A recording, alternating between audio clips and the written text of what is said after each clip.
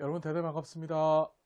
자, 2024년 국가직 구급공무원 사회복지학개론 기출문제 풀이 강의를 지금부터 진행할게요. 자, 2024년도 3월 23일 토요일 날 시행되어졌던 시험입니다. 사실은 지금 이 시간, 제가 지금 강의를 하는 이 시간이 그 3월 23일 저녁 시간입니다. 저녁? 아니, 오후 시간입니다. 자, 그래서 공개되어진 기출문제와 그 다음에 정답을 가지고서 여러분들과 함께 문제풀이를 진행해 보겠습니다. 자, 일단 여러분 정말 수고 많으셨습니다.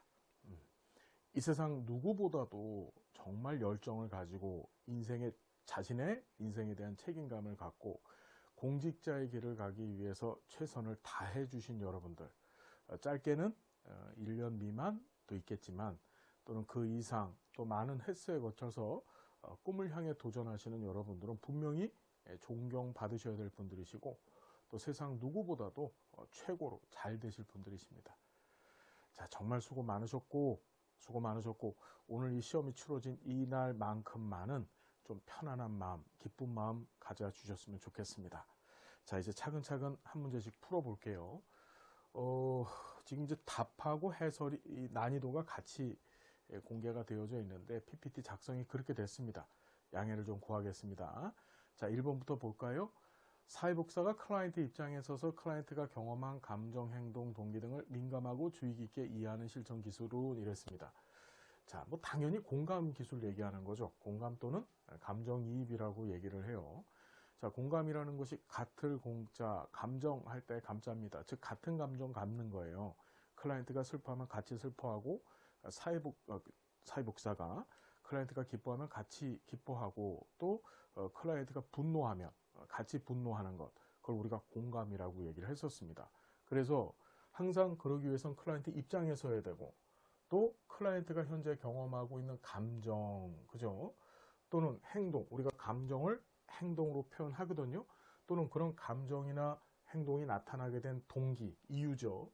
그걸 이 공감하기 위해서는 복지사가 굉장히 민감하게 파악을 해야 돼요. 민감성, 그걸 이제 전문적 관계의 실천 요소라고 합니다. 그 민감성을. 그래서 민감하고 주의 깊게 이해하는 것, 그거 바로 공감 기술입니다.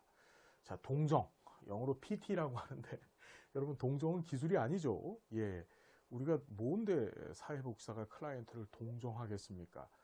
그죠? 자, 그래서 이 동정은 기술에 들어가지 않고, 자, 수용하고 해석. 자, 수용은 일반적으로 우리가 BST의 관계 형성의 원칙에서 다뤄봤던 7가지 관계 형성 원칙 중에 하나고, 또 일반적으로 우리가 클라이언트를 대하는 자세입니다. 자세. 그죠? 그래서 클라이언트를 있는 그대로 받아들여야 되는 거죠. 그걸 수용이라고 했더라.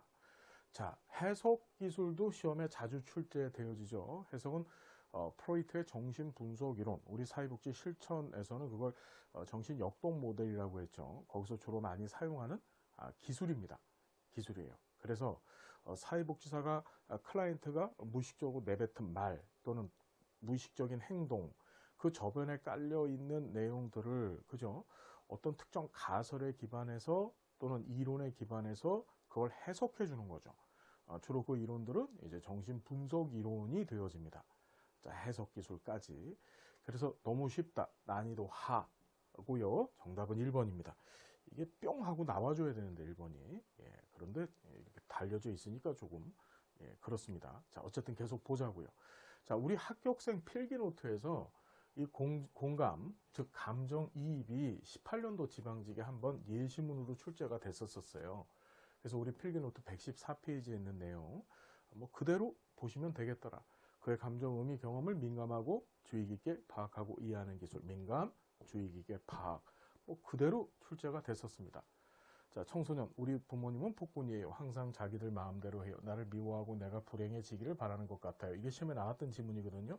가출하고 싶을 때가 한두 번이 아니에요. 이렇게 얘기했더니 아이고, 부모님 때문에 숨이 막히는 것처럼 느끼는구나. 이 청소년의 감정을 사회복지사가 어떻게 감정이입하고 있는 거죠. 공감하고 있는 겁니다. 자, 합격생 필기노트 114페이지 한번 확인을 부탁드리겠습니다. 자, 두 번째, 사례관리가 등장하게 된 배경으로 옳지 않은 거예요. 자, 우리 사례관리 문제 꼭 우리 시험에 출제가 되죠. 꼭 꼭 출제가 됩니다. 한번 볼게요. 복합적인 욕구를 가진 클라이언트가 증가했다. 이 지문은 정말 많이 다뤄봤던 지문들입니다. 시험에도 여러 차례 등장했죠. 그러니까 사례 관리의 대상은 만성적 복합적 욕구를 갖고 있는 사람들. 다시 어떤 사람들? 만성적 복합적 욕구를 갖고 있는 사람들. 만성적이라고 하는 것은 어떤 단회기성 기법을 통해서 치료가 되지 않는 클라이언트들입니다. 그래서 그들을 관리해 줘야 된다 그랬죠. 그리고 복합적, 이런 만성적 욕구를 갖고 있는 사람들의 특징, 그러니까 노인이나 또는 장애인이나 또는 아동들, 이런 특징이 뭐냐 하면 욕구가 복잡해요. 다양합니다. 시험에도 복합적 욕구 또는 다양한 욕구, 이렇게 출제가 됐죠. 자, 지방 분권화에 따른 서비스 공급의 탈중앙화. 사실 이 지문 때문에 많이들 고민하셨을 것 같아요. 이 지문. 이 지문은 출제자가 굉장히 고민하면서 만든 지문입니다. 사례관리 등장 배경은 좀 이따 보시면 아시겠지만 시험에 참 많이 출제가 됐었거든요. 그래서 출제자 입장에서는 야, 이거 그냥 주는 문제 아니야? 이렇게 아마 생각할 수 있었던 것 같아요. 어쨌든지 간에 자, 지방 분권화에 따른 서비스 공급의 탈중앙화인데, 자, 지방 분권화가 되어지면서 각 지자체가 클라이언트를 맡아서 그 지방 자체적으로 그 주민들을 대상으로 한 서비스 제공이 필요해졌어요. 그래서 탈중앙화, 중앙정부에서 벗어나서 지자체가 그 일을 담당합니다. 그래서 만들어졌던 우리나라의 이 공공부문의 사례관리 체제들이 뭐가 있었습니까? 대표적인 것이 2012년도에 만들어졌던 희망복지지원단이나 2019년도부터 이제 시범사업자 실시하고 있는 지역사회 커뮤니티 케어 같은 것들이 통합 사례관리 시스템이라고 얘기했죠. 근데 그 사례관리 시스템의 주체가 뭐냐 하면 지자체예요. 지방 분권화에 따른 지방자치단체. 그래서 사실은 이걸 등장 배경이라고 보다는 현대 들어서 특히 우리나라에서 이 사례 관리를 추진하는 방향성으로 출제되는 것이 사실은 더 명확했던 지문입니다. 무슨 말인지 알겠죠? 자, 그 다음에 탈시설화에 따른 지역사회 중심의 서비스 필요. 이건 여러분 너무나 잘 아실 겁니다. 정상화 이념이 만들어졌고, 그 정상화 이념에 따라서 이제 탈시설화 경향이 드러났고, 그래서 지역사회 중심의 서비스, 이걸 우리가 지역사회 보호라고 얘기했죠. 지역사회 보호가 필요해졌던 겁니다. 그래서 그 지역사회 보호를 하는 어떤 관리자의 역할로서, 전문가의 역할로서 사례 관리자의 역할이 필요했던 거죠. 자, 마지막이 서비스 전문화에 따른 서비스 연계 필요성이 감소된 게 아니라 다양한 서비스 제공 주체들을 연계해 줄 필요성이 증가했고, 사례 관리자가 그 서비스 연계를 해주는 어떤 간접적 개입자의 역할을 해야 된다는 말이 우리 열심히 공부해 봤잖아요. 그죠?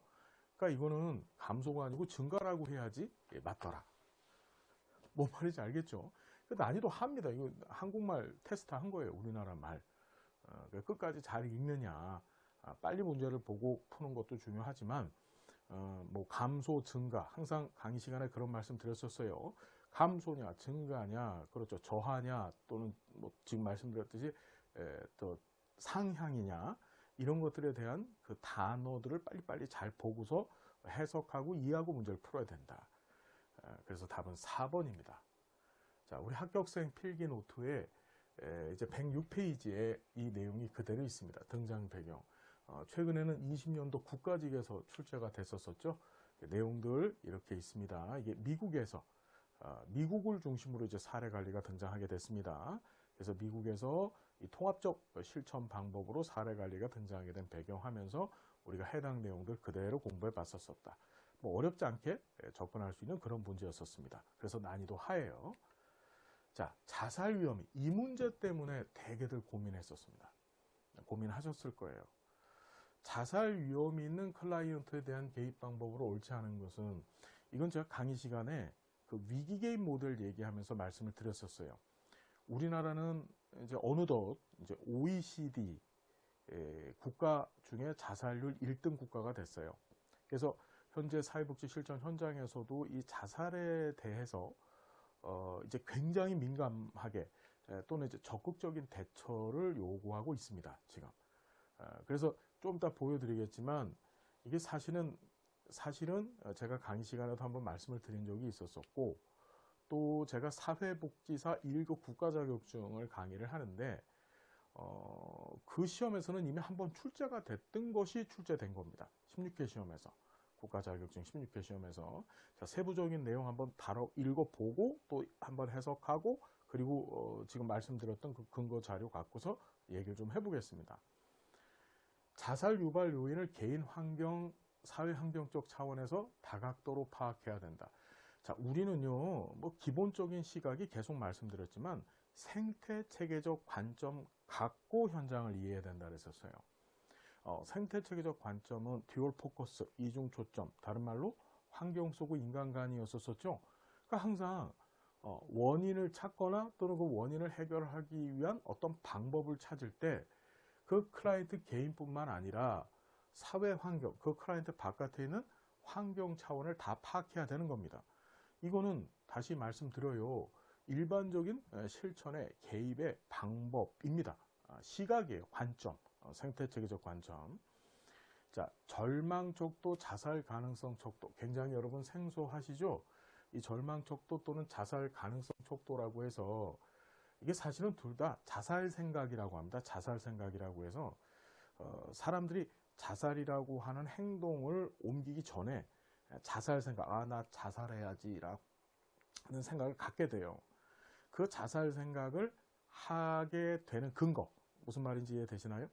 그걸 측정해보는 척도가 이런 것들이 있어요. 절망 척도나 또는 자살 가능성 척도, 요새 또 많이 나오는 것은 이제 자살 생각 척도라는 것도 있습니다. 자, 그런 것들을 활용해서 자살 위험 정도를 평가한다. 이건 무슨 단계에서 해야 될까? 이제 사정할 때 해야 되겠죠, 당연히. 사정할 때. 그죠? 그 다음에 클라이언트가 자살에 대해서 말하면 신속하게 위로하고 다른 주제로 전환한다. 이거 맞는 말 같잖아요. 이것 때문에 틀린 거야. 이게 왜 틀렸냐면, 자, 자살에 대해서 말을 한다는 얘기는 이런 거예요. 이제 뒤에서 다시 한번 말씀드리겠지만, 자살을 생각하는 사람, 나 죽어야 돼 라고 생각하는 거, 우리 그것을 자살 생각이라고 한다 그랬었어요. 그때 그 자살 생각하는 자는 여러분 생명을 자기 스스로 자기 생명을 끊는 게 쉽겠습니까? 어렵겠습니까? 어렵죠. 그렇죠. 그게 뭐 순식간에 나 죽어야지 이래서 자살하는 거 절대 아니에요. 자기 스스로 얼마나 깊은 고뇌, 깊은 생각에 빠져들겠어요. 그렇죠. 그러면서 주로 이제 자신에게 가까운 사람들한테 그 자살 생각에 대한 신호, 메시지를 발송을 합니다. 그게 바로 지금 여기 나와 있는 것 같이 자살에 대해서 이렇게 말을 하는 거예요. 그러면 자, 이 사회복지사나 또는 이 주변에 있는 사람은 굉장히 단호해야 됩니다. 이걸 위로하거나 다른 주제로 전환하는 것이 아니라 그 자살 생각에 대해서 명확하게 드러나도 물어야 돼요. 너 자살 생각하고 있구나? 너 죽으려고 하니? 이런 식으로. 무슨 얘기인지 이해되세요?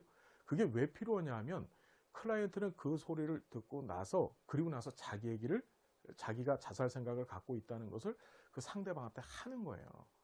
하고 나서 위로받고 또 지지받고 싶어 해서 사실은 굉장히 무의식적으로 자살 생각과 관련되어진 자기 이야기를 하는 겁니다. 그걸 다시 말씀드려요. 어떻게 하라고요? 아주 직접적이면서도 강하게 그걸 이야기해 줘야 돼요. 너 자살 생각하고 있구나, 이런 식으로. 다른 주제로 전환하면 얘 나한테 관심 없구나 이러고 실제로 이 자살 생각이 자살 행동으로 옮겨지게 되는 겁니다. 자, 클라이언트가 느끼는 정서적 고통, 절망감, 무력감 등에 대해서 들어줘야 되겠죠. 이 자살은 기본적으로 위기를 기반으로 하고, 그죠? 이 위기를 갖고 있는 자들은, 그 위기를 갖고 있는 자들이 경험하고 있는 상황을 우리는 이제 위기 상황, 위기 상태라고 얘기를 하죠. 다른 말로 이제 취약 상태라고 얘기를 합니다. 이 취약 상태를 갖고 있는 사람들이 공통적으로 받고 싶은 건 외부의 지지예요. 자기 스스로 자신을 세울 수가 없기 때문에 외부에서 지지받고 싶어 하는 겁니다. 그래서 지금 여기 나와 있는 것처럼 정서적 고통, 절망감, 무력감 등에 대해서 지지의 가장 좋은 방법이 뭡니까? 수업 시간에 말씀드렸었어요. 경청이라 그랬습니다. 잘 들어주는 것이죠. 자, 그래서 답은 3번이다. 이게 나올 줄은 몰랐는데, 우리 사회복지사 1급 시험이 있어요. 우리 사회복지사 관련되어진 국가시험이 딱 2개가 있는데, 이제 공무원 시험이 있고 사회복지사 1급 시험이 있어요. 그때 이제 16회 시험에서 이 자살에 대한 위기 게임 얘기가 이렇게 등장을 했습니다. 한번 빨리 볼까요? 자살을 유발시키는 사건이나 감정은 갑작스럽게 발생되는 게 아니라 오래전부터 나 죽어야 돼. 난 인생 살고 싶지 않아. 이게 누적되어져 온 거예요. 그래서 관련된 단서를 보입니다. 언어적 단서, 말로 보이고 신체적 단서, 행동적 단서. 아까 전에 우리가 예시문에서 봤던 건 자살에 대해서 말을 한다는 것은 언어적 단서를 보이고 있는 거죠. 그죠? 그래서 자살을 시도하는 대부분의 사람들은 실제로 이런 행동으로 옮기기 전 자신의 자살 의지에 대해서 직간접적으로 다른 사람들한테 이야기를 합니다. 그러나 그들의 이야기를 듣는 사람들은 이를 심각하게 받아들이지 않으면 자살 촉발 요인이 돼서 자살 행동으로 옮겨져 가는 거예요. 실제 자살을 시도한 사람 중 치명적이지 않은 방법을 선택해서 생존한 경우 자살 시도는 오히려 누군가의 주의를 끌어서 도움을 요청하는 행위가 될 수 있으며 이때 적절한 도움이 제공되지 않으면 자살 위험이 크게 늘어나는 겁니다. 그래서 사회복지사가 자살 문제에 개입할 때는 자살을 예방하는 것이다. 따라서 자살에 대한 생각이나 행동을 발생시키는 원인 해결하면 안 돼요. 위기 개입적 개입을 해야 되기 때문에 원인 해결하는 것이 아니라 현재 클라이언트의 자살 위험을 줄이거나 없애는 겁니다. 자살 못하게 만드는 거예요. 얘가 왜 자살을 생각을 하고 있지? 그걸 밝히는 게 아니에요. 자, 우리가 항상 배웠죠? 위기 개입 모델은 원인 찾는 거 아니라 그랬습니다. 그래서 개입 방법은 클라이언트한테 적극적, 직접적, 분명한 태도 보여줘야 돼요. 그리고 자, 여기 보시면 뭐 계획들 나와 있고 자, 자살 계획을 못 넣는 클라이언트에게 자살에 대해서 직접적 개방적 여기 나와 있죠. 이야기하며 솔직하게 관심을 보이는 방법은 자살 가능성을 규명해서 자살 위험을 감소시키는 가장 좋은 방법입니다. 말 돌리는 게 아니란 얘기예요. 그래서 혹 자살 생각하고 있습니까? 너 자살할라 그러지? 이런 식으로. 무슨 얘기인지 알겠죠? 그래서 이 지문은요. 저희 카페, 네이버 카페 박정훈 사회복지학에다가 이 문서는 올려놓겠습니다. 이게 제가 출간한 사회복사 1급 통합 기본서라고 하는 교재에 있는 내용입니다. 그래서 이 내용 우리 자료시대에다 올려놓을 테니까 여러분 꼭 참조를 좀 해주십시오. 보시고요. 네 번째 문제입니다. 다음에서 설명하는 사회복지 동기. 여러분 사회복지 동기 문제가 처음 출제됐어요. 처음으로 출제됐다. 처음으로. 이게 마카로브라고 하는 사람. 다시 누구요? 마카로브가 사회복지 동기. 우리가 왜 인류는 사회복지를 하게 됐지? 자, 그 동기를 이렇게 구분했죠. 자, 보시면 우리 필기노트 14페이지에 있습니다. 마카로브가 상부상조 동기, 종교 동기, 정치 동기, 경제 동기, 이데올로기적 동기 이렇게 5가지 구분을 했거든요. 자, 여기 봤더니 종교 동기, 경제 동기, 정치 동기, 도덕적 동기 없죠. 무슨 말인지 알겠죠, 여러분? 그래서 내용을 잠깐 봤더니 사회 문제를 예방해서 사회적 비용을 절감하고자 했다. 자, 경제적 동기 봤더니 사회 문제 소요 비용 절감을 위해서 사회복지를 활용하려고 한다는 것. 거의 같은 내용으로 출제가 됐죠, 여러분? 예, 그게 경제적 동기입니다. 뭐 어렵지 않게 풀 수 있었던 문제. 그래서 서비스 제공 기관들이 공동의 목적을 이루기 위해서 함께 죄송합니다. 갑자기 이상하다. 왜 이러지? 아이고, 죄송합니다, 여러분. 양해를 구하겠습니다. 자, 사회복지 급여나 프로그램을 제공해서 저소득층의 구매력을 높이고 그걸 통해 내수를 진작하고 그걸 통해서 어떻다? 예, 경제적인 효과, 국가 전체의 경제적인 효과를 끌어올린다. 그게 바로 뭡니까? 경제적 동기죠. 예. 여러분 키워드 갖고 어차피 문제 풀어야 됩니다. 우리 필기노트 안에 그 내용이 그대로 있었었다. 자, 계속 보겠습니다. 자, 다음에서 설명하는 사례관리 기술은 서비스 제공 기관들이 원활하고 조화롭게 서비스를 제공할 수 있도록 한다. 제공 기관들이 원활하고 조화롭게 서비스를 제공한대요. 그러고 나서 항상 말씀드렸죠. 중복 누락. 이 중복과 누락, 서비스의 중복 누락이라는 얘기는 중복은 뭐죠? 받는 사람이 계속 받는 거야. 누락은 정말 받아야 될 사람이 받지 못하는 일이 벌어지는 걸 얘기해요. 왜? 사회복지 서비스 역시도 그것이 민간 차원에서 제공되든 또는 공공부문 차원에서 제공되든지 간에 한정되어져 있는 자원입니다. 근데 그 한정되어져 있는 자원이 한쪽에 몰려 있으면 중복돼서 진짜 받아야 될 사람이 못 받는 일, 즉 누락이 발생하는 거예요. 다시 얘기한다면 중복이 생기면 누락이 발생하고, 또 여기 하나를 더 넣었어요. 단절이라고 하는 것은 이 단절 문제도 우리가 공부를 해본 적이 있었었는데, 이 단절 문제를 해결하기 위해서 우리가 전달 체계 구축에 있어서 통합성 원칙을 갖춰야 된다고 공부를 했었습니다. 통합성. 이 단절이라는 것은 서비스가 한 기관에서 클라이언트한테 바로 가는 것이 아니라 단계를 거쳐야 되거든요. 예를 들어 국가가 서비스를 제공한다. 그럼 민간 시설이 그걸 받아서 다시 클라이언트한테 줘야 돼요.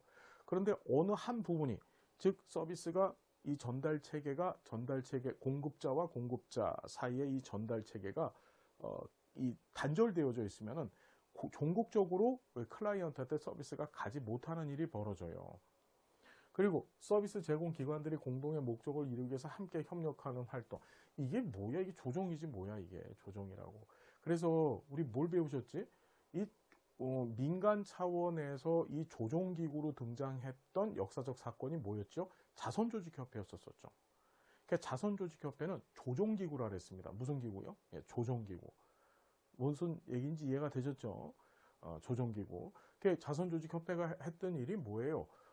처음에 이제 영국에서 1869년에 만들어졌던 자선조직협회는 영국 런던 내에 있었던 다양한 자선 단체들이 있었었죠.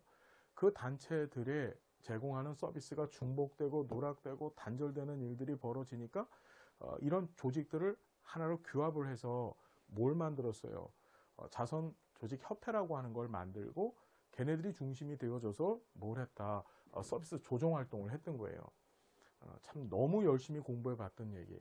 자, 의뢰라고 하는 것은 보통 기관이 어떤 서비스 제공 여력이 없거나 또는 서비스를 제공했더라도 클라이언트의 욕구를 충족 또는 문제를 해결한다라고 하는 그 목표를 달성하지 못했었을 때 타 기관에게 그 타 기관은 지금 말씀드렸던 것처럼 그 서비스 제공 여력이 있거나 또는 그 문제 욕구를 해결할 수 있는 능력을 갖추고 있는 기관한테 클라이언트를 보내는 거를 그걸 의뢰 행위라고 얘기를 했었었죠. 자, 중개라는 거 말도 안 되고, 사정이라고 하는 것은 클라이언트의 문제나 욕구를 파악하고 또는 그 문제나 욕구 해결과 필요한 자원 체계들을 확인하고, 그죠? 더 나가서 뭐 한다? 이제 장애물 파악하는 것까지 계획을 수립하기 위한 전 단계를 우리 사정이라고 공부해 봤었습니다. 사실은 다른 것들 다 답 안 돼요. 그냥 조정이죠. 이것도 틀리면 안 될 문제였었다. 그래서 난이도 합니다. 우리 학교학생 필기노트 사회복지 실천 117페이지에 해당 내용들 있습니다. 협력, 조종기술. 알겠죠, 여러분? 자, 넘어가겠습니다. 자, 사회복지 실천의 간접적 개입. 오랜만에 출제가 됐습니다. 간접적 개입, 직접적 개입. 자, 클라이언트와의 대면 접촉 여부에 따라서 다시 뭐요? 대면 접촉. 그 클라이언트하고 얼굴을 맞대고서 서비스를 제공하면 그걸 직접적 개입이라고 했고, 클라이언트의 환경 체계 내에 개입을 하면 그걸 간접적 개입이라고 했었습니다. 그 예시 문제인데 한번 봅시다. 문제 해결에 필요한 정보를 클라이언트한테 제공합니다. 무슨 교육을 한다는 얘기죠. 그러니까 이건 당연히 얼굴 맞대야지만 되는 거고, 그러다 보니 이제 직접적 개입에 해당이 되어지겠죠. 그 다음에 불이익을 바꾸는, 자, 항상 시험 문제 요거 꼭 나온다고 말씀드렸었어요. 옹호 또는 이 대변이라고 하는 활동은 이제 사회적 약자 또는 불이익을 당하고 있는 클라이언트 편에 서서 이들을 억압하는 자들, 즉 뭐지? 클라이언트를 억압하는 자들을 대항해서 싸우는 행위를 그걸 옹호라고 얘기를 했었어요. 얘는 클라이언트하고 얼굴을 맞대는 게 아니고 클라이언트를 억압하는 자들하고 맞대서 싸우는 겁니다. 그러니까 옹호는 항상 뭐에 해당된다고? 간접적 개입에 해당된다고 우리가 열심히 공부해 봤었어요. 클라이언트를 옹호한다 그랬더니 클라이언트를 보살펴주는 이거 아니야. 그러니까 옹호는 항상 간접적 개입이다. 자, 클라이언트 동기부여를 위한 뭐 했다? 상담을 했다고 했습니다. 상담도 대표적으로 얼굴 맞대야 되는 거죠. 클라이언트의 권한 강화를 위한 프로그램 개발, 우리 계속 얘기했습니다. 시험에도 출제가 됐지만 프로그램 제공하면 직접적 개입이지만 프로그램 개발 또는 조정하면은 그건 뭐에 해당된다 그랬죠? 간접적 개입에 해당된다 그랬었죠. 니은하고 리을이 답이 됩니다. 우리 필기노트 86페이지를 보시면 클라이언트와 대면 접촉 여부에 따른 분류해 갖고서 20년도 지방직과 18년도 서울시 시험에서 출제가 됐었어요. 직접적 실천 안에 지금 여기 상담 나와 있죠. 그다음에 프로그램 제공 여러분 그대로 출제가 됐어요. 그대로 우리 책에서 맞죠? 자, 간접적 실천 안에 우리 꼭 헷갈리면 안 되는 게 서비스 프로그램을 개발하거나 또는 조정하거나 여기 뭐가 등장했습니까? 옹호가 등장을 했다. 자, 옹호 어디에 해당한다고요? 간접적 개입이다. 꼭 기억해 두십시오. 헷갈릴 수 있어요. 충분히. 충분히 헷갈릴 수 있다. 그래서 이 출제자도 뭘 했냐면 사실은 이 문제는 옹호 때문에 출제를 한 거예요. 지금 보니까. 그래서 그러니까 기억 니은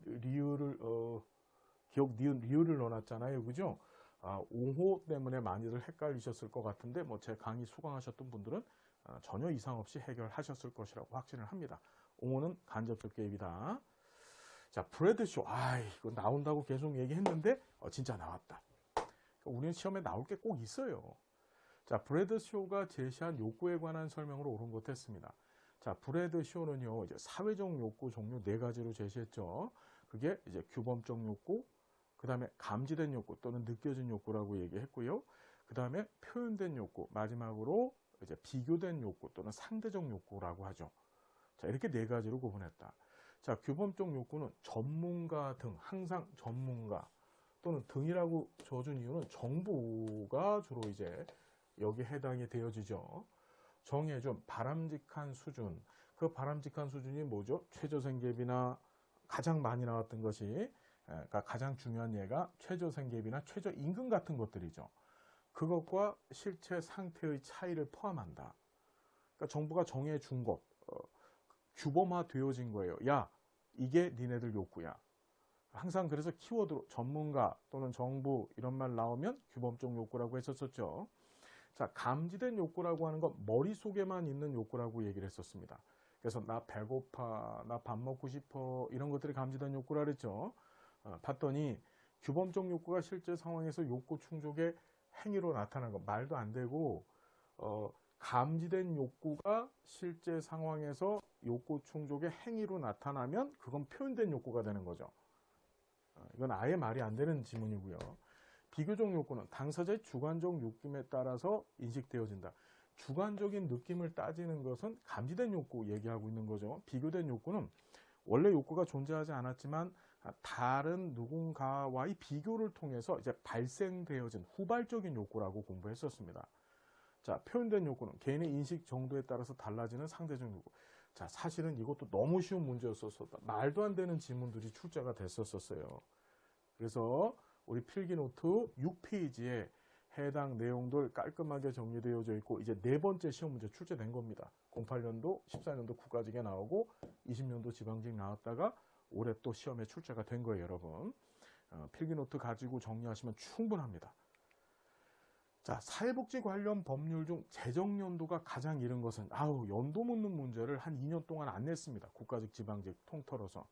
그러다가 요번에 오랜만에 출제했는데 아저씨 웬일입니까? 너무 쉬운 문제를 냈다. 자, 재정연도입니다. 고용보험법 몇 년도 재정? 우리 공부했죠? 일자리 구하 3, 그죠? 고용은 일자리 구하는 것과 관련되어져 있죠? 그래서 1993년도에 제정돼서 95년부터 시행됐다 그랬습니다.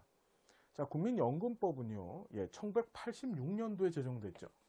1986년도에 제정돼서 88년부터 시행이 됐죠. 1973년도에 국민복지연금법 제정되어졌다가 당시 석유파동, 오일쇼크 터지면서 시행도 하지 못하다가 그죠? 86년에 복지자 띄워버리고 국민연금법이 제정되어져서 다시 88년부터 시행됐다. 자, 기초연금법은요. 자, 기초연금법은 전혀 헷갈리면 안 되는 것이 2007년도에 기초노령연금법으로 시작이 되어졌다. 그러다가 2724 다시 얼마? 2724 그러니까 2014년도에 노령자 띄워버리고 기초연금법 되어졌다. 그 2014년도죠. 제정되어진 거 기억해 두시고 노인장기요양보험법도 자 2007년도에 법이 제정이 되어집니다. 그래서 2008년도에 시행이 되어졌죠. 그래서 제정연도가 가장 이른 것 하니까 국민 연금법 금방 풀겠죠. 이거 어떻게 기억하시라 그랬었어? 2007년도에 제정된 법들 어떻게 기억하라 했지? 공 차고 왔더니 07년도 공 차고 왔더니 기업에서 한 장로를 벌써 채용했다. 이건 차별이다. 이렇게 기억하시라 그랬죠. 기업이 뭐야? 사회적 기업 육성법, 한부모 가족 지원법. 2007년도에 있었던 것들 보는 거예요. 한부모 가족 지원법, 한 장로, 그래서 노인 장기 요양 보험법, 그 다음에 기초 노령연금법 벌써 채용했다. 무슨 말인지 알겠죠, 여러분? 자, 이렇게 꼭 좀 정리해 두십시오. 답은 2번. 전혀 어렵지 않게 풀 수 있는 문제. 우리 필기노트 28페이지에 해당 내용들이 있습니다. 여러분 다시 한번 꼼꼼히 읽어보고 정리 부탁드리겠습니다. 자, 국민기초생활보장법에 대한 설명으로 옳은 것만을 모두 고른 것 같았습니다. 이것도 보자고요. 이 문제도 너무 쉬웠죠. 그래서 합니다. 자, 보장기관. 우리 제가 필기노트 강의할 때도 계속 말씀드렸지만 이 법에서는 보장기관과 보장시설을 규정해 놨다 그랬습니다. 자, 보장기관은 이 법에 따른 국가와 지자체, 다시 뭐요? 국가, 즉 중앙정부와 지방자치단체를 의미했고, 이 시설이라고 하는 것이 이 사회복지사업법에 따라 급여를 사회복지사업법에 따른 사회복지시설이 보장시설이 된다 그랬죠. 그러니까 기초생활수급자가 어디 양로시설을 들어가 있다. 그럼 이 법에 따르면 그 양로시설이 뭐가 되는 거예요? 보장시설 된다 그랬습니다. 우리 잠깐 볼까요? 우리 필기노트 237페이지 보면 이렇게 묶어놨어요. 보장기관하고 보장시설. 보장기관은 급여를 실시하는 국가지자체, 보장시설은 사회복지사업법에 따른 사회복지시설. 이거 나온다고 말씀드렸잖아요. 그래서 나왔습니다. 이렇게. 얘는 보장기관은 국민기초생활보장법에 따른 급여를 실시하는 사회복지시설이다. 말도 안 되고, 보장기관은 국민기초생활보장법에 따라 급여 실시하는 국가와 지방자치단체다. 이래야지 되는 거죠. 사회복지시설은 뭡니까? 보장시설이에요. 자, 급여는 개별 가구 단위로 실시하는 것을 원칙으로 한다. 여기 나왔죠? 이 급여 기준이 15년도, 19년도 지방직의 19년도 서울시의 시험 문제가 출제가 됐었어요. 그래서 여기 봤더니 이 법에 따른 급여를 개별 가구 단위로 실시해야 된다. 보이시죠, 여러분? 이거 출제가 됐던 지문입니다. 3번이나 출제가 됐던 조문입니다. 자, 국민기초생활보장법에 따른 급여는 다른 법령에 따른 보호에 우선해서 행한다. 여러분, 얘는 공공부조제도입니다. 공공부조제도는 계속 공부하지만 보충성 원리에 의해서, 죄송합니다. 보충성 원리가 아니고 얘는 자녀적 개념이 반영되어진 사회보장제도라고 얘기했었어요. 그래서 계속 말씀드리지만 다른 제도 하다 안 되면 마지막에 하는 겁니다. 그러니까 최후의 보루라고 말씀을 드렸죠. 이것도 우리 교재 안에 보면 237페이지에 보면 자, 이 내용이죠. 부양 의무자의 부양과 다른 법령에 따른 보호는 이 법에 따른 급여에 우선해서 행해진다. 무슨 얘기인지 이해가 되셨나요? 관련해서 17년도 지방직 추가 시험에도 요 비슷한 문항이 출제가 됐었습니다. 이 기출되어진 지문 갖고 출제한 거예요. 됐죠, 여러분? 요건 됐고. 수급권자의 일촌 직계혈족 및 그 배우자는 수급권자를 부양할 책임 있는 부양 의무자이나 사망한 일촌 직계혈족의 배우자는 제외한다.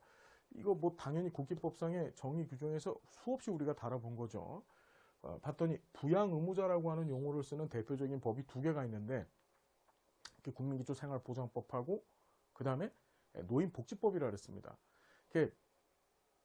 국민기초생활보장법에서는 일촌 직계혈족 그의 배우자, 노인복지법에서는 그 노인과 노인의 배우자와 비속들이라 그랬죠. 비속들. 무슨 말인지 알겠죠? 이것도 우리 필기노트에 수급권자, 수급자를 구분하는 그 내용들, 여기 부양 의무자 조건이 1번, 2번, 3번, 4번 출제가 됐고 이제 5번째 출제가 됐던 거예요. 수급권자 일촌 직계혈족 및 그의 배우자 단 사망한 일촌의 직계혈족의 배우자는 제외되어진다. 이해가 되셨습니까? 다 필기노트에 있는 내용들 그대로 출제가 되어졌다. 여기서 틀린 거는 뭡니까? 기억하고 디귿이 틀렸고 니은하고 리을만 맞죠. 답은 2번이다. 너무 쉬웠다. 너무 쉬웠다. 맞죠? 계속 보겠습니다.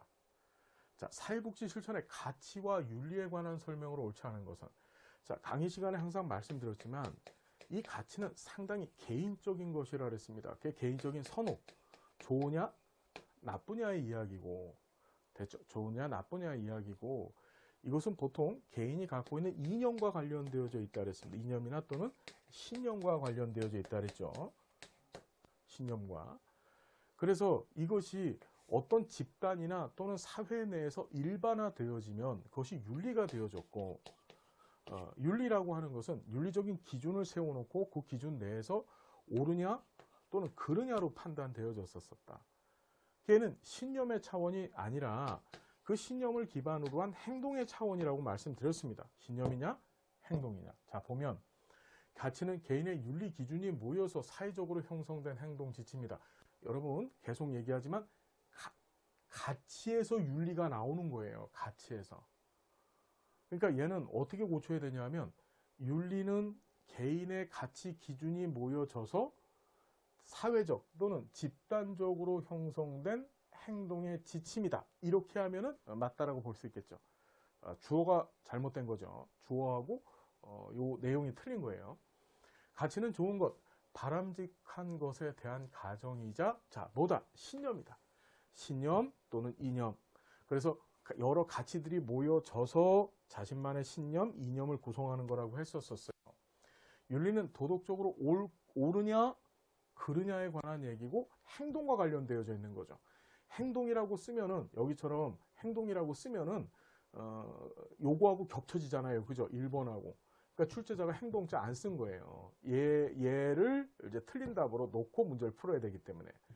윤리는 인간의 행동을 규제하는 기준이나 원칙을 포함한다. 그 규제하는 기준이나 원칙이 바로 뭐죠? 행동의 지침이죠. 사회복지사는 이런 윤리의 기준이나 원칙을 기반으로 하고 그 안에 행동을 하면 그걸 옳다라고 얘기하고, 행동을 하지 않으면 그러다라고 얘기하는 겁니다. 복지사에게 있어서 이런 기준이나 원칙이 뭡니까? 우리 한국 사회복지사들한테 있어서 1982년에 만들어졌던 한국 사회복지사 윤리강령이죠. 무슨 말인지 알겠나요? 가치 윤리에 대한 개념, 우리 수업 시간에 여러 번 말씀드렸고 뭐 어렵지 않게 해결할 수 있는 그런 문제들이었었다. 자, 여기 봤더니 이렇게 되어져 있죠. 개인적인 신념, 믿음, 신념, 믿음. 알았죠? 그래서 믿음 체계, 신념 체계, 좋다, 싫다, 바람직하다, 나쁘다. 자, 윤리라고 하는 것은 전문가 집단의 일반화된 가치. 여긴 지금 사회라고 표현을 해놨는데, 사회가 이제 2명 이상의 사람들이 모여 있는 걸 보통 사회라고 얘기를 하죠. 일반적으로는 집단이라고 표현하는 것이 정확합니다. 옳다, 그르다. 자, 옳고 그른 것들. 자, 그거 윤리에 관한 얘기더라. 그래서 자, 실천론 우리 90페이지, 필기노트 90페이지에 해당 내용이 그대로 있습니다. 여러분 정리 꼭 부탁드리고, 그림도 이렇게 돼 있잖아. 가치에서 뭐가 나오는 겁니까? 윤리가 나오는 거예요. 자, 에스핑 앤더슨 문제가 나왔습니다. 뭐 반드시 출제가 되죠. 에스핑 앤더슨, 그다음 조지 윌딩 출제가 되어지는데, 이번 시험에 이제 에스핑 앤더슨만 나왔더라고요. 자, 분류한 복지국가 유형 중 탈상품화 정도가 가장 큰 유형부터 순서대로 바르게 나열한 것은, 자, 에스핑과 앤더슨은요, 복지국가를 유형화시킬 때 3가지 조건, 탈상품화, 그 다음 계층화, 그다음에 국가, 그 다음에 가족, 시장의 역할 분담 또는 상대적 비중에 따라서 자보사, 자유주의 복지국가, 보수주의 복지국가, 사회민주주의 복지국가 3가지 형태로 복지국가 유형을 구분하였다. 자, 그때 자, 탈상품화라고 하는 것은 탈상품화 정도가 높을수록 이제 복지국가에 가까워진다고 공부했었어요. 얘가 탈상품화 정도가 제일 낮고 얘는 요만큼, 얘는 탈상품화 정도가 제일 높다 그랬었죠. 그래서 자보사 그대로고요. 이 보수주의 복지국가를 다른 말로 조합주의 복지국가라고 합니다. 저 독일이나 프랑스, 이탈리아 같은 나라들. 답은 뭐 쉽게 3번이다. 우리 필기노트 보시면 41페이지에 3분 모형 그림 나와 있죠. 탈상품화, 낮음, 비교적 높음, 높음. 무슨 말인지 알겠나요? 이거 놓고서 얼마든지 풀 수 있는 그런 문제였었다. 너무 쉬운 문제. 그죠? 에스핑 앤더슨을 이렇게 쉽게 내주면 여러분들 기분 나빠하셔야 됩니다. 우리 공부 억수로 많이 했는데, 그지? 이렇게 쉽게 내줬으니까. 자, 12번 보겠습니다. 다음 예시에서 공통적으로 사용되어진 사회복지 실천 계획 기술을 냈습니다. 아이를 심하게 야단쳤다고 하셨는데 어떻게 야단쳤다고 하신 말씀이신지요? 모든 것이 다 끝났다고 하셨는데 구체적으로 설명해 주시겠습니까? 부모님과 이야기하면 기분이 안 좋아져서 없어져 버렸으면 좋겠다고 했는데 없어져 버렸으면 좋겠다는 말은 무슨 뜻인가요? 자, 뭐냐? 이건 명료화에 관련된 지문들입니다. 자, 명료화는 정신역동 모델 또는 정신분석 이론에서 사용하는 치료 기법 중에 하나입니다. 사람은 무의식적으로 무슨 말을 중얼중얼 하거든요. 자, 우리가 정신역동 모델에서의 개입의 목표는 통찰시키는 거예요. 인사이트. 그죠? 통찰이라고 하는 것은 자신이 무의식적으로 한 행위의 그 본질이 무엇인지를 의식화시키는 거예요. 바깥으로 끄집어내는 거죠. 무슨 말인지 알겠나요? 지금 봤더니 아이를 심하게 야단쳤다고 지 혼자서 말을 중얼중얼 한 겁니다. 그때 아유 도대체 어떻게 야단쳤다고 했나요? 그걸 구체적으로 진술하게 만드는 거예요. 그러면 아 내가 우리 아이를 대상으로 이런 일을 했어요 라고 하면서 자신이 했던 말과 그 말에 기반이 되어지는 행동에 대해서 통찰하는 겁니다. 아 내가 이렇게 했구나, 내가 이런 행동을 했구나. 여기도 마찬가지죠. 모든 것이 다 끝났다고 했는데 구체적으로 설명해 주시겠습니까? 그냥 자기가 중얼중얼 한 말이에요, 무의식적으로. 그런데 그 말에 깊이 있는 내용을 찾아내는 거죠. 부모님과 이야기하면 기분이 안 좋아져서 없어져 버렸으면 좋겠다고 했는데 이것도 역시 통찰시키기 위해서 없어져 버렸으면 좋겠다는 말이 뭔지를 구체적으로 진술하게 만드는 겁니다. 클라이언트로 하여금. 자, 우리 필기노트 113페이지에 봤더니 이 명료화가 지금까지 3번 시험에 나왔어요. 메시지가 추상적이거나 혼란스러워. 왜 추상적이거나 혼란스러워요? 무의식적인 메시지이기 때문에 그래요. 그냥 중얼중얼 하는 말이에요. 그때 이를 구체적으로 표현하게 해서 통찰시키는 거야. 아, 내가 이런 말 했구나. 내 말에 이런 뜻이 있다는 걸 스스로 확인해 보는 거예요. 그래서 때로는 클라이언트가 말한 내용을 사회복사가 잘 이해했는지 확인하기 위해서도 써먹을 수 있다 그랬습니다. 우리 요 지문이 과거 출제됐던 명료화의 지문이었었다. 명료화 지금까지 4번 나온 겁니다. 알겠죠? 정신역동 모델에서 사용하는 기법이다라는 것도 같이 기억해 두십시오. 자, 13번입니다. 사회복지조사에서 측정 오류를 줄이기 위한 방법으로 옳지 않은 것 했습니다. 여러분, 측정 오류가 작년에도 시험 문제 나왔거든요. 측정 오류는 자, 측정의 오류는 크게 2가지. 체계적 오류가 있었었고, 그다음 비체계적 오류. 얘를 다른 말로 무작위 오류라 그랬습니다. 이렇게 2가지가 있었었다. 자, 체계적 오류는 편향이 발생하는 오류입니다. 뭘 발생시킨다고요? 편향이. 반면에 비체계적 오류는 편향이 아니라 뭘 발생시키나요? 편향이 없이 중구난방. 그죠? 중구난방. 일정한 경향이 발생하지 않는 오류를 비체계적 오류라 그랬습니다. 체계적 오류가 발생하는 원인들이 작년 시험에 나왔어요. 어떤 고정 반응에 의해서 또는 사회적 바람직성에 의해서 또는 문화적 편향에 의해서 편향들이 발생되어지더라. 그렇죠, 여러분? 예. 자, 그런데 문제는 이 체계적 오류는 타당도를 떨어뜨립니다. 뭘 떨어뜨린다고요? 타당도. 측정에서의 타당도를 떨어뜨린다 그랬었어요. 비체계적 오류는 측정에서의 신뢰도를 떨어뜨린다 그랬죠. 이걸 거꾸로 얘기하면 무슨 소리냐면 신뢰도를 향상시키면 비체계적 오류가 올라가는 현상이 발생하는 거예요. 얘는 타당도를 끌어올리면 체계적 오류를 끌어올리는 현상이 발생하는 겁니다. 무슨 얘기인지 알겠어요? 그래서 우리가 공부했던 내용들 타당도를 확보하는 방법, 또 신뢰도를 확보하는 방법, 그건 시험에 출제가 됐었잖아요. 그걸 갖고 접근하는 문제입니다, 이게.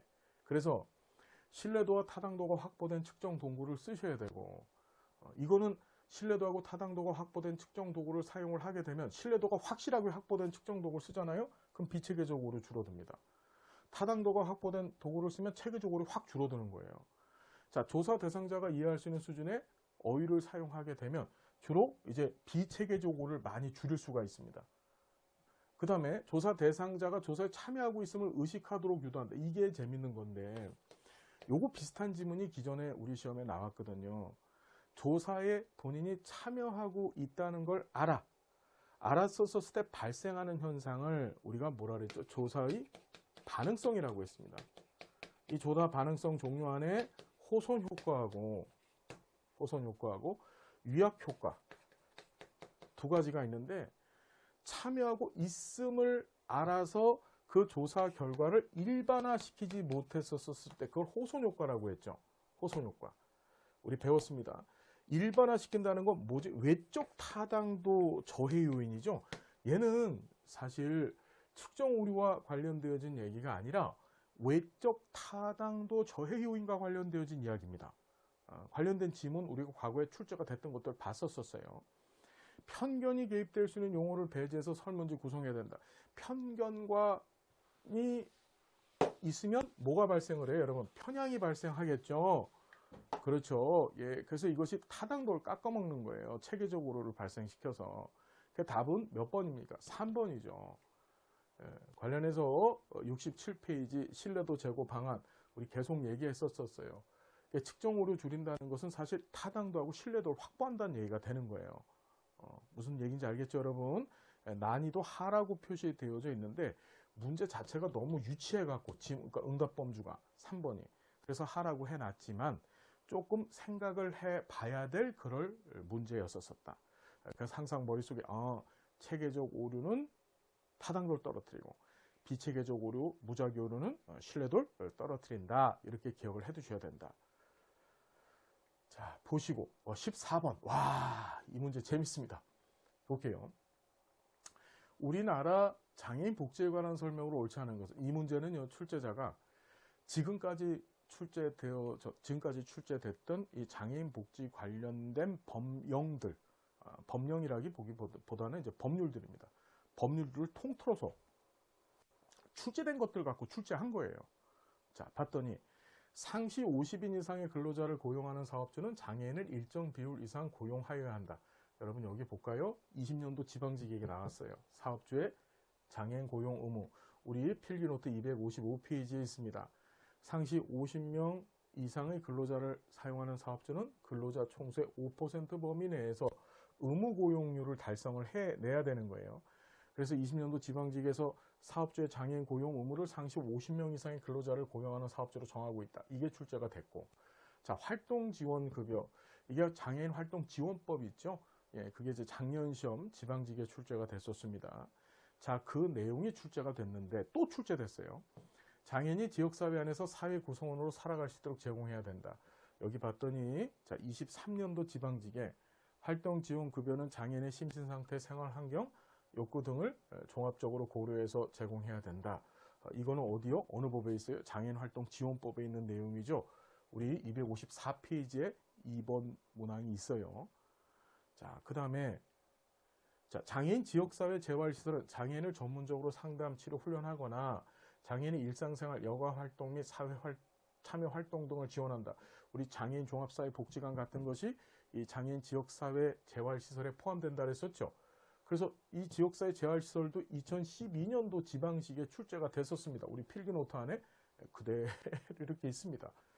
그죠? 자, 그 다음에 장애인 소득보장을 위해 소득보장한대요. 모든 장애 아동에게 장애 아동 수당을 지급한다. 여러분, 장애인 복지법을 봤더니 수당이 3개가 있었어요. 그게 뭐냐? 장애 아동 수당, 장애 아동 보호 수당. 그렇죠? 그 다음에 장애수당, 장애아동 보호수당, 죄송합니다. 장애수당, 장애아동 보호수당, 장애아동수당, 그 다음 보호수당 3가지. 다시 한번. 장애수당, 장애아동 보호수당, 장애수당. 그런데 얘는 선별주의가 반영된 제도라고 누누이 말씀드렸었죠. 그죠? 일종의 공공부조 제도 같은 겁니다. 국민기초생활보장법상의 수급자를 포함해서 생활이 어려운 사람들이 그 대상인 거예요. 그러니까 모든 장애 아동들한테 제공하는 거 아닙니다. 생활이 어려운, 특히 국기법상의 수급자들 대상으로 제공하는 겁니다. 그래서 이것도 우리 필기노트 253페이지에 보시면요. 이 장애수당 나왔고 장애아동수당이 2010년도 국가직 시험에 출제가 됐거든요. 봤더니 18세 미만 등록 장애인 중에서 중증, 경증 장애인 포함하고 국기법에 따른 생계급여, 의료급여를 받는 장애인들이 해당이 되어져요. 무슨 얘기인지 이해가 되셨어요?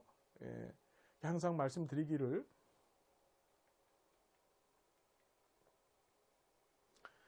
장애복지법상의 이 수당들은 전부 다 뭐하고 관련되어 있다? 선별주의가 반영된 제도고, 하나 더 집어넣으면 장애인연금도 선별주의가 반영된 공공보조 제도라고 우리가 공부했었었죠.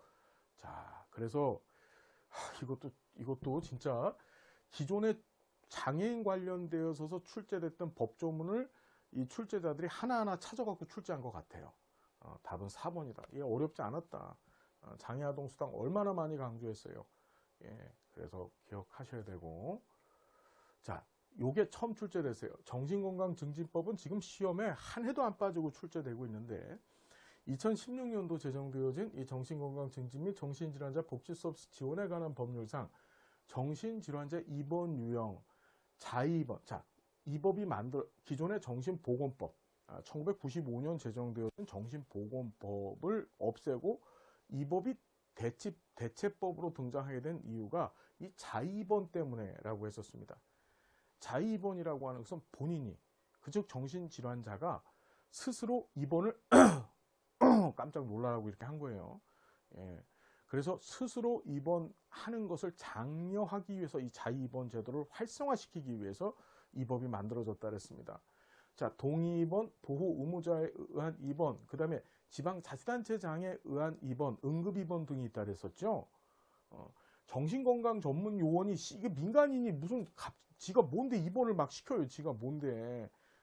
가족관계도 안 갖고 있고 법적 어떤 공권력도 갖고 있지 않은 주체가, 이건 말도 안 되는 거죠. 그 우리 필기노트에 258페이지 이렇게 딱 5개 딱 그려져 있어요. 이렇게 자의입원, 동의입원, 보호 의무자에 의한 입원, 그 다음에 이 지방자치단체장에 의한 입원, 우리 시군구청장이죠. 이게 자치단체장, 기초자치단체장입니다. 이들에 의한 입원, 마지막으로 응급 입원이 있더라. 이 정도는 기억해야지. 이 정도. 무슨 말인지 알겠죠? 다 필기노트에 있는 거야. 자, 아동복지법상 아동복지시설에 해당하지 않는 거. 이것도 여러 번 강조했었는데, 입양기관은 어디 있겠어요? 당연히 우리나라는 입양특례법이 있잖아요. 그 입양특례법상의 시설입니다. 그죠? 그 다음에 자립지원시설, 지역아동센터, 가족위탁지원센터, 이거 전부 아동복지법상 시설이죠. 난이도 합니다. 우리 필기노트 248페이지에 2014년도 국가직의 아동복지시설 종류가 나왔었거든요. 양육 쭉 나오고, 자, 입양시설은 이 안에 들어갑니까? 안 들어갑니까? 안 들어가더라.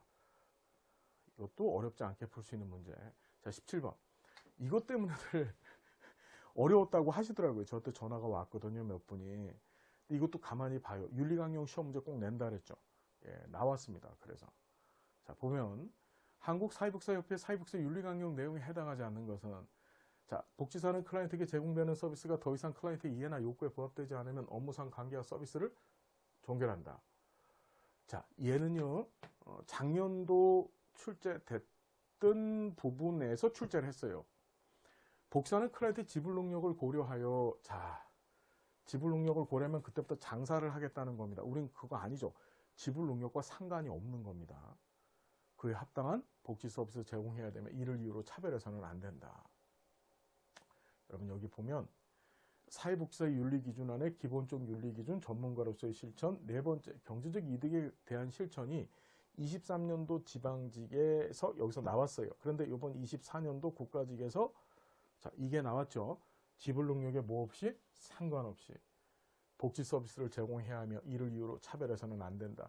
계속 말씀드리지만 윤리강령은 정말 난잡하게 출제를 합니다. 정말 난잡하게. 난잡이란 표현을 써서 죄송한데 그냥 말장난처럼 출제하는 거예요. 그러니까 사회복지사나 또는 사회복지학을 공부하는 사람으로서 무슨 종교 경전처럼 얘를 좀 딸딸 봐주길 바라는 거예요. 지금 이제 지방직에서도 한 문제가 출제될 것인데 확률 99%입니다. 여러분들 힘드시겠지만 한 문제 맞출 생각 갖고, 제가 그랬잖아요. 윤리강령 화장실에서 보시라고.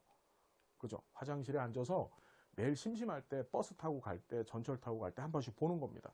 그렇게 해서 눈에 익혀갖고 가야 돼요. 부탁드리겠습니다. 사회복사는 요거 요번에 새로 생긴 윤리 강령에 만들어진 거죠. 사회복사는 인간과 자연이 서로 떨어질 수 없음을 깨닫고 인간과 자연환경, 생명 등 생태에 미칠 영향을 생각하며 실천해야 되고, 복사는 클라이언트 이익을 우선으로 고려하고 이해 충돌이 있을 때는 아동, 소수자 등 취약한 자의 이해와 권리를 우선시한다.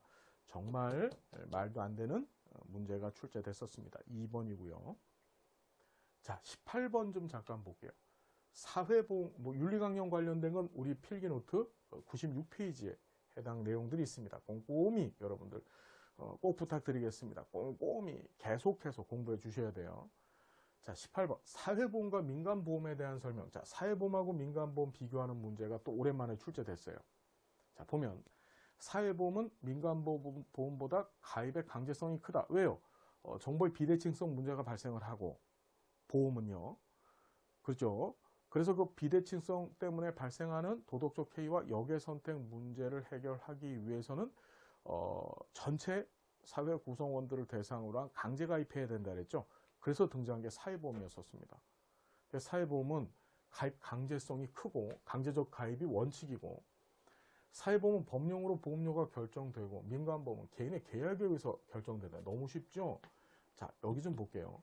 사회보험은 재정의 완전 정립이 필요하나 민간보험은 완전 정립이 필요하지 않다.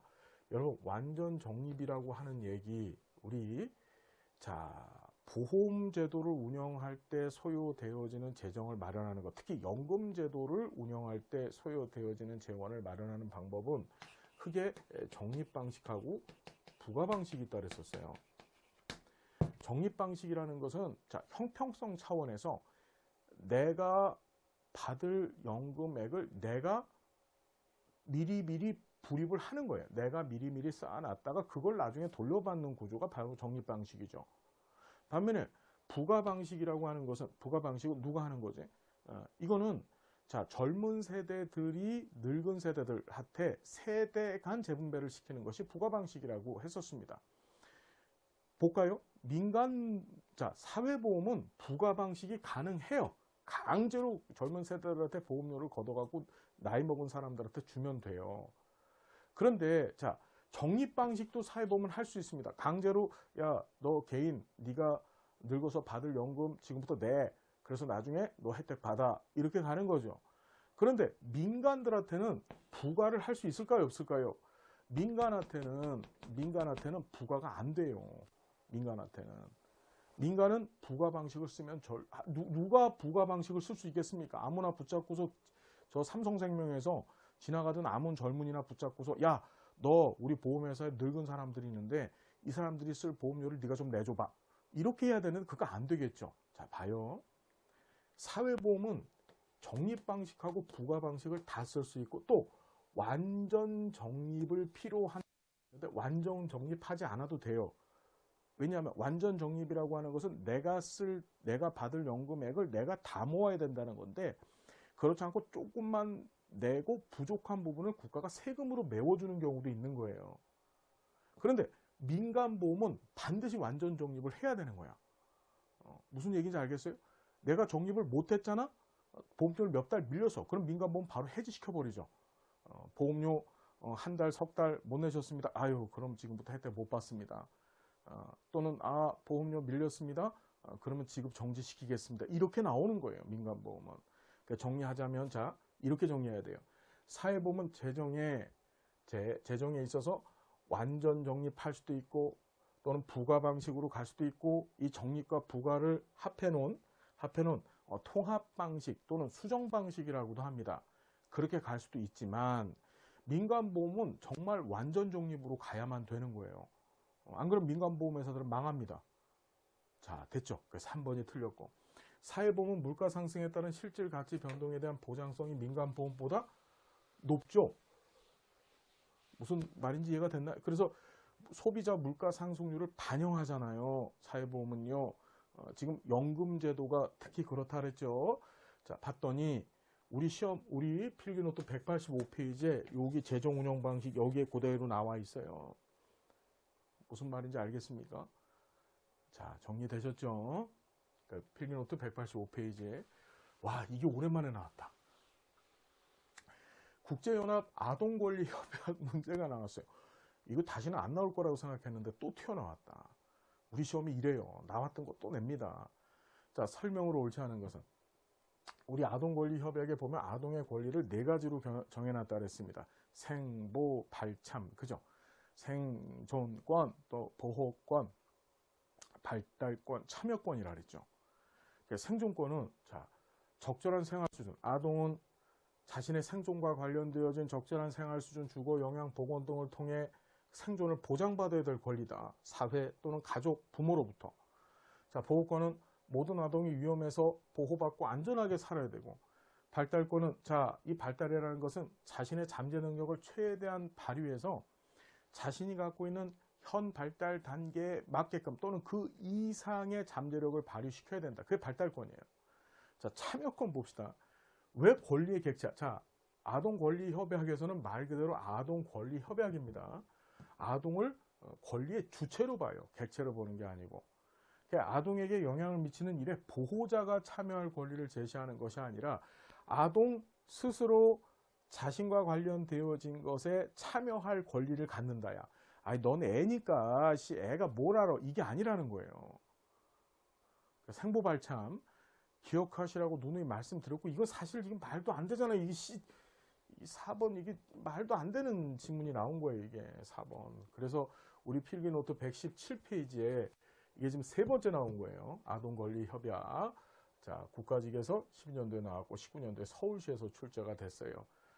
꼭 좀 다시 한번 정리 좀 해주시고요. 자, 위기개입 모델이 또 나왔습니다. 앞에 자살 얘기가 나왔고 또 위기개입 모델이 나왔어요. 학교 폭력에 개입하는 방법으로 옳지 않은 것은, 자, 얘는 위기개입 모델에 있어서의 개입의 원칙들이 등장했는데, 자, 피해 아동이 불안, 분노, 죄책감 등을 완화하도록 지지한다. 이걸 디브리핑이라고 해서 시험 문제 한번 나왔었죠. 예. 가해자와 피해 아동을 분리하고 피해 아동을 안전한 장소에서 보호해야 된다. 맞죠? 피해 아동이 폭력에 대한 왜곡된 인지를, 자, 인지를 재구조화하겠대요.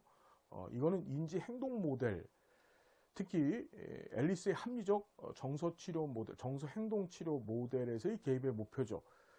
말도 안 되는 질문이 또 나왔습니다. 질문과 논박한다. 이거 앨리스 모델 얘기하고 있는 거예요. 앨리스의 REBT 모델 얘기하고 있는 거죠. 논박 나왔어요. A, B, C, D, 디픽트, 그죠? 소크라테스식 질문, 그죠? 다 배웠습니다. 자, 폭력을 목격한 학생들이 억압된 감정을 분출할 수 있도록 함께 이야기하고 토론한다. 이것도 너무 상식적이다. 그래서 우리 실천기술론 우리 필기노트 127페이지에 보면 개별 원칙들이 있거든요. 이 내용들을 응용하면서 해결하면 될 문제였었다. 자, 이렇게 해서 문제를 다 풀어봤습니다. 여러분. 우리 시험 요번 난이도 굉장히 쉬웠습니다. 난이도 굉장히 낮았어요. 지금 보시다시피 다 하하합니다. 상으로 꼽을 만한 문제가 없었습니다. 그래서 제가 판단하기에는 다들 저하고 공부를 하셨으면 뭐 실수로 한두 개 정도까지는 용납이 되는데 다 90점 이상은 맞아 주셨을 것이라고 확신을 합니다. 자, 의심으로 가득 차 있는데 어찌 성공으로 가는 여정에 집중할 수 있겠는가? 의심은 접어두고 일단은 가는 여정에 집중하라. 그 외 의심해도 늦지 않다. 여러분, 여러분들이 가는 길, 인생의 목표 의심하지 마십시오. 여러분들은 정말 현명하고 멋진 선택을 하신 거고요. 잘 가고 계십니다. 잘하고 계세요. 여러분들만큼 최선을 다해서 아름다운 생을 살아가고 계신 분들은 없습니다. 여러분들 멋진 공직자가 되어주시고 지금 공부하셔서 시험 보신 것만큼 나중에 여러분들 인생, 일생을 사시면서도 그런 진지한 삶, 최선의 삶을 통해서 성공하는 인생들 되어주시기를 간절히 기도하겠습니다. 자, 감사합니다. 고맙습니다. 다음 시간 또 수업 시간에 뵐게요, 여러분. 예, 감사합니다.